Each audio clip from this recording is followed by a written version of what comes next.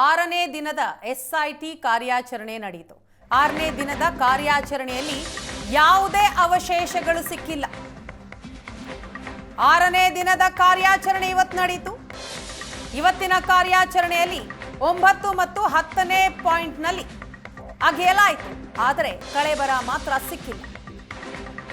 ಎರಡು ಕಡೆಯೂ 5 ಅಡಿಯಷ್ಟು ಆಳ ಅಗೆದು ಶೋಧ ಮಾಡಿದ್ದಾರೆ SIT ಅಧಿಕಾರಿಗಳು. ಅಸ್ಥಿಪಂಜರ ಪತ್ತೆಯಾಗದ ಹಿನ್ನೆಲೆ ಶೋಧ ಕಾರ್ಯವನ್ನ ಇವತ್ತಿಗೆ ಅಂತ್ಯಗೊಳಿಸಲಾಯಿತು. 6ನೇ ದಿನದ SIT ಕಾರ್ಯಾಚರಣೆ ಇವತ್ತು ಮುಗಿದಿದೆ. ಇವತ್ತಿನ ಕಾರ್ಯಾಚರಣೆಯಲ್ಲಿ 9 ಮತ್ತು 10ನೇ ಪಾಯಿಂಟ್ನಲ್ಲಿ ಕಳೆಬರಕ್ಕಾಗಿ ಶೋಧ ಕಾರ್ಯ ನಡೆಯಿತು.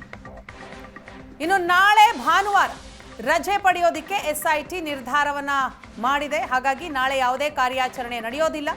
ಸೋಮವಾರದಿಂದ ಮತ್ತೆ ಯಥಾ ಪ್ರಕಾರ ಕಾರ್ಯಾಚರಣೆ ಮುಂದುವರಿಯುತ್ತೆ.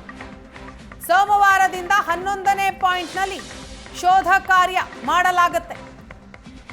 ಅನಾಮಿಕ ದೂರುದಾರ ಗುರುತು ಮಾಡಿದಂತಹ 13 ಸ್ಥಳಗಳ ಪೈಕಿ ಈಗಾಗಲೇ 10 ಪಾಯಿಂಟ್ಗಳಲ್ಲಿ ಅಗೆಯಲಾಗಿದೆ, ಶೋಧ ಕಾರ್ಯವನ್ನ ನಡೆಸಲಾಗಿದೆ. ಅದರಲ್ಲಿ 6ನೇ ಪಾಯಿಂಟ್ನಲ್ಲಿ ಮಾತ್ರ ಅಸ್ಥಿ ಪಂಜರದ ಅವಶೇಷ ಪತ್ತೆಯಾಗಿದ್ದು ಬಿಟ್ರೆ ಇನ್ಯಾವ ಪಾಯಿಂಟ್ನಲ್ಲೂ ಕೂಡ ಕಳೆಬರ ಪತ್ತೆಯಾಗಿಲ್ಲ.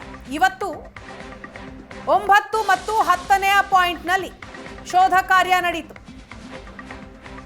ಅಸ್ಥಿ ಪಂಜರ ಪತ್ತೆಯಾಗಿಲ್ಲ. ಇನ್ನುಳಿದಂಥದ್ದು 3 ಪಾಯಿಂಟ್.